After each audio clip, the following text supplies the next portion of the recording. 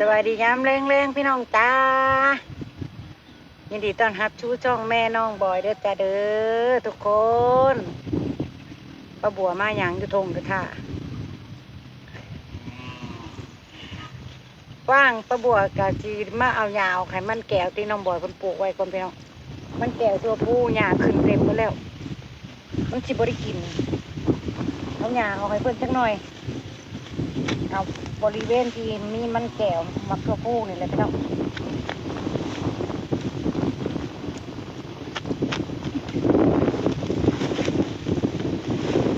โบเห็นเครือมันแล้วมันก็งามหญ้าก็งามคักขนาด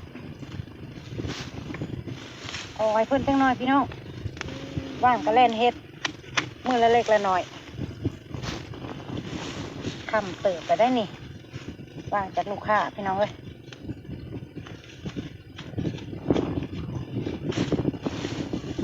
หญ้าเพิ่นงามกว่าเครื่องปลูกไงผมลุงพ่อลงมาหว่านปุ๋ยพี่น้องป้าบัวก็เลยลงมานำมีเพื่อนมีหมู่ก็เลยลงมานำโอ้ยฝุ่นนี่พี่น้องเว้ยขึ้นไปไว้เห็นงัวเลยงามปันนี่ในความงามเพิ่นอันนี้ต้นเขาอันใดที่เป็นต้นเขาก็เอาไว้เนาะมันแก้วก็งามปวดเสียแห้งคนมาน้องบอยมาปลูกไว้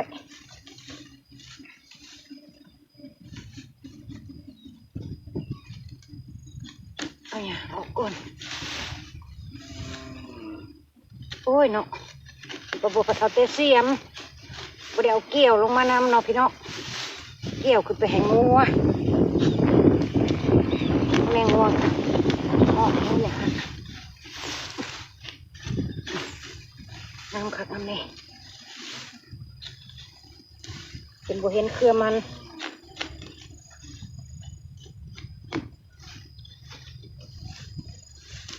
พอน้องบอยว่านปุ๋ยอยู่พูดแคมป่า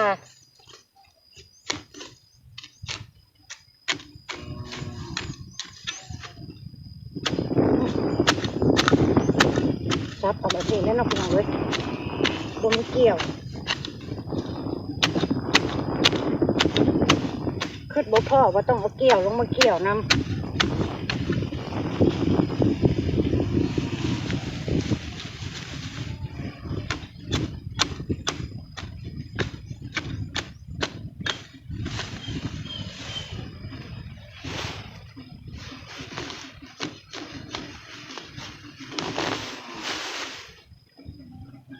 เบิ่งความงามของหญ้าป้าบัวสีเอาไว้ให้พ่อน้องบอยใส่รถขึ้นไปให้งัว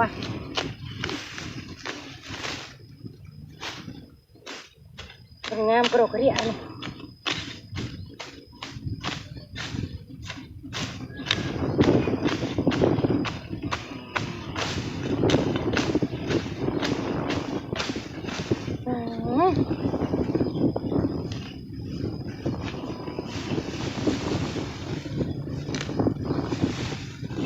ถ้าบ่เอาออกจะได้กินมาแล้วเนาะปลูกยังก็ได้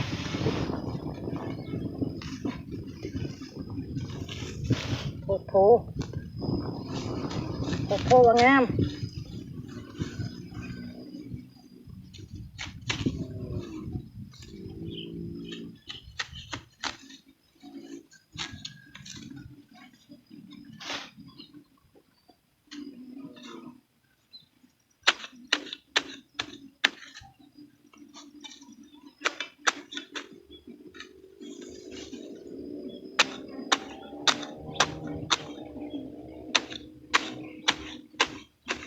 ตั้งใจไว้ว่าจะมาใส่ปุ๋ยหมักทั่วพี่น้อง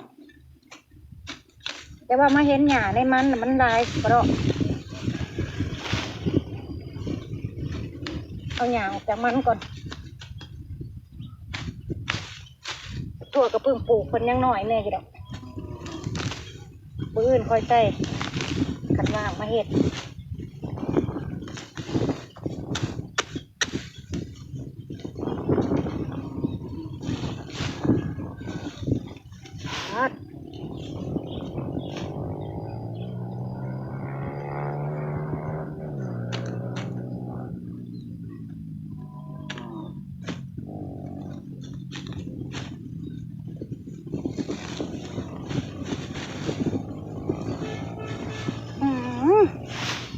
หยาพี่น้องหยา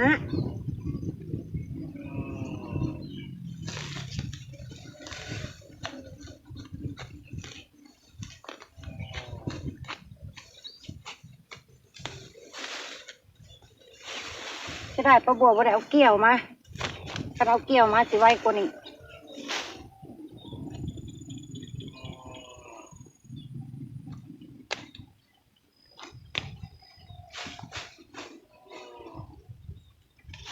มั่วสิกินบนเราเป็นดอกแก่ละ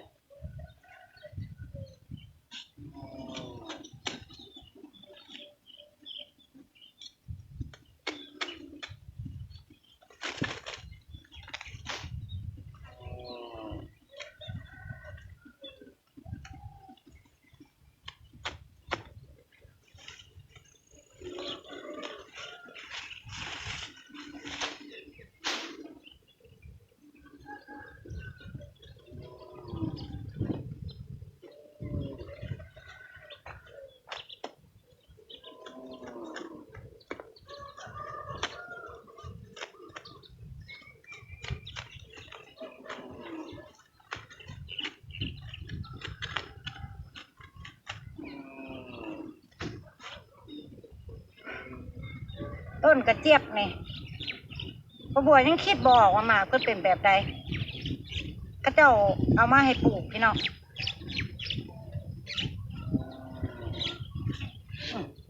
หมักตัวปูกำลังขึ้นเครือแต่กระหย่าลุ่มเพิ่นเบิดแล้วนี่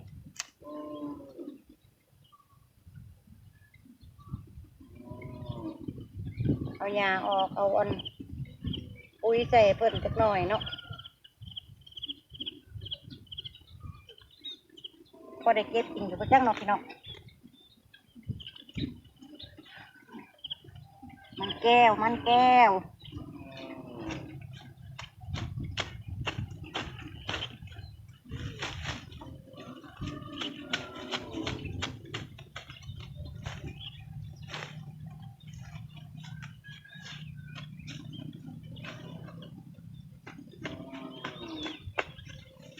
โอ้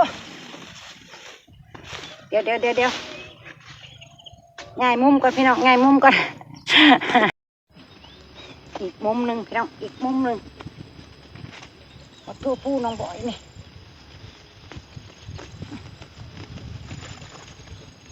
คันปล่อยเพิ่นขึ้นนะเพิ่นเป็นพื้นเพิ่นเป็นนันต้นบักใหญ่เลยพี่น้องหญ้าอันนี้แต่เขาเอิ้นหญ้าหยัง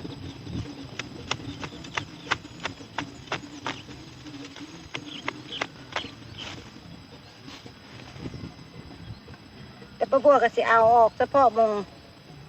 ที่มีอันเครื่องปลูกกับพี่น้องเพราะว่าเอาออกลายกับมันสิบ่มีอันแนวยึดคันนายันคันเทนาขาดพี่น้องเอาออกแต่บริเวณใกล้ๆเครื่องปลูกป้าบัวนี่แหละนอกนั้นก็ปล่อยเพิ่นยึดดินมงคันนานี่ไว้พี่น้องก็เป็นตาสิได้กินได้ยังก็ได้เนาะตัวผู้ก็ได้เนี่ยงามขึ้นห้วนตัวผู้น้องบอยปลูกไว้มงนี่หกแห้งพี่น้องเอามงออกหกคักหกแน่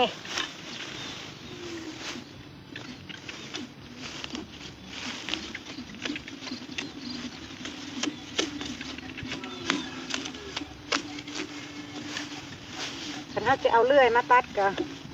ตัดเนี่ยพี่น้องมันนั่นน่ะมันใกล้เครื่องปลูกเขาเด้ยันมันถือ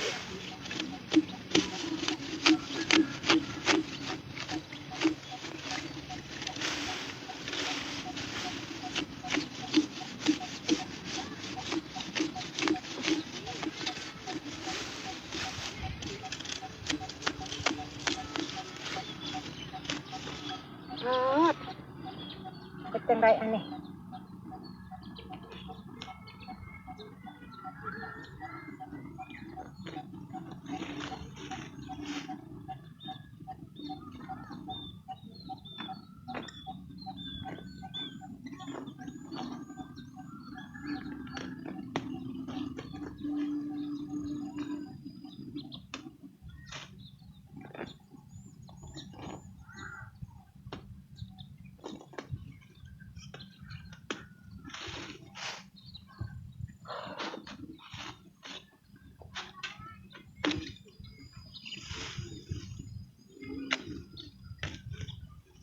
แน่ซับเครือมันเหรอเด้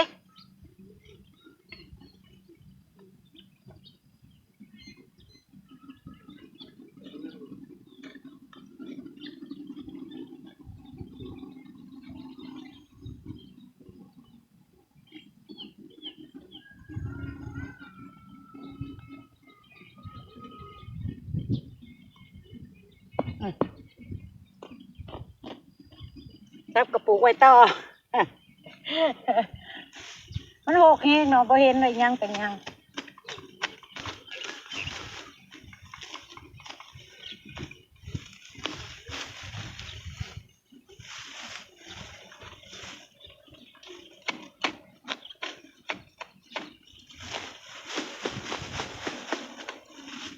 ดูปุ๊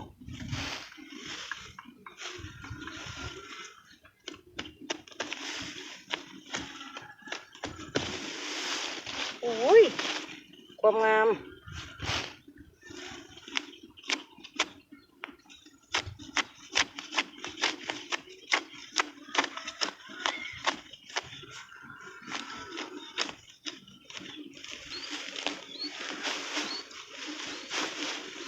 โอ้พี่น้องความงามของหยา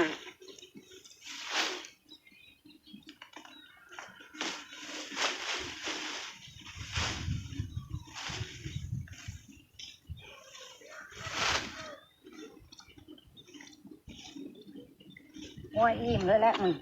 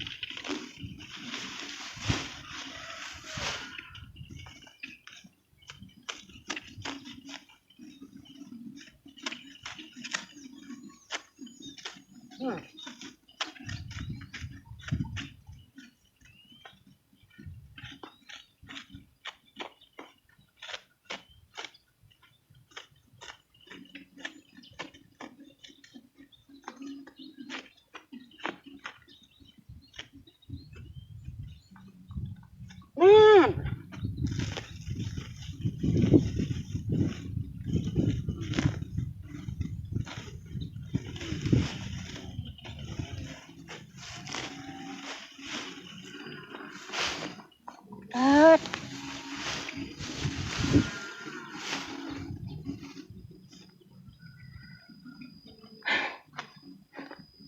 เห็น เห็นเป็นต้นกระเจี๊ยบแน่หน่อยนึงละบาทนี้พี่น้องกินน้ำก่อนกินน้ำก่อนพักกินน้ำก่อนแป๊บนึงกินน้ำพี่น้องกินน้ำนั่งลงโหลดกับพื้นนี่ละใส่เลยน้ำปลาบัวเด้แดดก็พอดีส่องตา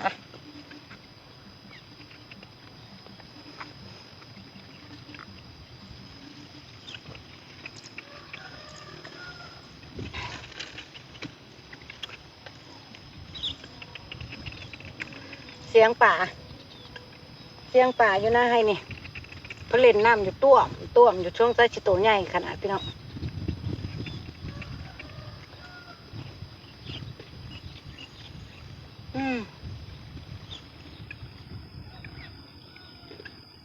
อยู่บ้านนอกบ้านนาเนี่ยเป็นอันนี้แหละคำมาเนี่ยเสียงเขียดอยู่หน้าห้องเอ็กเอ็กเอ็กเอ็กนี่คือบ่งบอกถึงฤดูเฮ็ดไร่เฮ็ดนาพี่น้องเสียงเขียดอยู่หน้าเพิ่นห้องเอ็กเอ็กเอ็กเอ็ก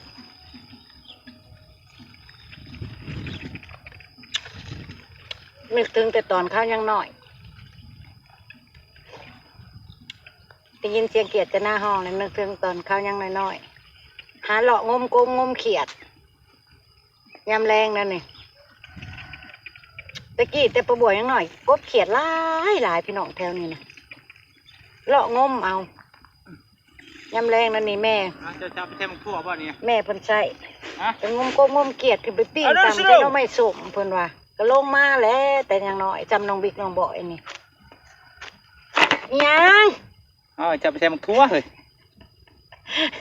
เมื่อยเสียหยาแล้วบ่ใจดีแต่ได้ก็พ่อใหญ่พร แม่พี่น้อง ฮุบเท้าฮุบหยาขึ้นไปงัวเฮาใส่มักทั่วก็จังใส่บ่ใส่บ่ในนี่นะมักทั่วผู้นี่เด้มันงามอยู่แล้วบ่ต้องใส่มันบ่หยาก็ได้บักหลายนึงได้พี่น้องจองกล่องกระบวดเสียงงัวอิ่มยอดบ่ประจักเบิ่งสิให้เบิ่ง โอ้ที่อีนี่งัวกระตุก มันก็ไข่กว่ามันสิบ่ได้กินหญ้าเด้เนาะพี่น้องกินแต่เพื่องแห้งก็ได้น่ะได้บักหลายหนึงขนาดประบวดเสียมือได้นี่บ่ได้คิดบ่ซอดว่าเราต้องเอาเกี่ยวลงมานำนะเกี่ยวลงมาแล้วเกี่ยวเอาแถวนอกเครื่องปูนเพราะว่ามองได้ที่มันบ่ใกล้เครื่องปลูกก็บ่อยากเสียออกหั่นเด้อยากเอาไว้เพิ่นหยุดคณานำผู้ใดผู้เฒ่าผู้กองในผู้อยู่ในผู้กองบักใหญ่นึงผู้ประบวเฮ็ดบ่ดึบตึบตับเด้บ่มีหญ้าเลยเด้อจ้าจากที่เคยบ่เห็นดินแถวนี้ประบวเฮ็ดเวียกโอ้ยต้นกระเจี๊ยบอยากเห็นหมากเพิ่นเด้เพิ่นสิเป็นแบบใดเนาะนี่งามแท้ๆพุ่นน่ะอีกกองหนึงผู้ซอยหว่านปุ๋ยแล้วก็พอดีมาฮบหญ้า ทึ่งในหัวเนี่ยที่ลงมาบ้านเลย บ้านเราแล้วให้มันแล้วเราแล้วมื้ออื่นไปจากไปทางใหม่อีกเวียกนั่นหลายได้อพี่น้องเอ้ยวางแผนไว้ซองเถาเนี่ยนะแต่ละมื้อนะอันนั้นก็จะเฮ็ดอันนี้ก็จะเฮ็ดมันหักบ่ได้เฮ็ดเต็มที่เพราะว่าป้าบัวต้องขายก๋วยเตี๋ยวพี่น้องมันก็ต้องแบ่งช่วงว่างๆนี่ต้องแล่นเฮ็ดนะนี่แหละคันบ่ขายก็แห้งก็บ่มีกินเฮ็ดนั่นนี่ผัดไข่แน่พอได้ซื้อชูรสน้ำปลาค่าพื้นค่าไฟน่ะก็ได้เมื่อต้อนงัวย้ำแรงอยู่เด้น่ะเครื่องมันแก้วเด้ป้าบัวเอาหญ้าเอาให้เพิ่นแล้วก็สวยงามบ่พี่น้องนานผลงานป้าบัววันนี้ สวัสดีพี่น้อง น่ะก็เดียวว่าสิบ่สบายดีอีน่ะ มอยลายเด้พี่น้อง มอยอีกแล้ว มอยอีกแล้วมอยกับสาวมอย พี่นางชาวมอยอยู่ชายเด้ มอยกับนางสาวมอย เนาะ อ้าย ว้าวพอได้หัวพี่น้องเอ้ย พอหายเมื่อยบ่เท่า ว้าวพอให้ปลาบัวหัวปลาบัวแล้วเมื่อย ยอมหับอยู่กับลุงพรบ่เครียดพี่น้องป้าบัวอยู่กับลุงพรบ่มีเครียดเพอลุงพรเป็นคนอารมณ์ดี เทิงๆนะ กลับบ้านบ่เท่าลาพี่ลาน้องไปจ้ะโอ้หน้ามือคือลืออยู่ ขึ้นไปว่านเปลี่ยนทางได้เปลี่ยนทางไหมขึ้นไปว่านปูอยู่เทิงพี่น้องยังบ่ทันได้แล้วนะในหัวในคอกอันนี้คอกคงขามนะ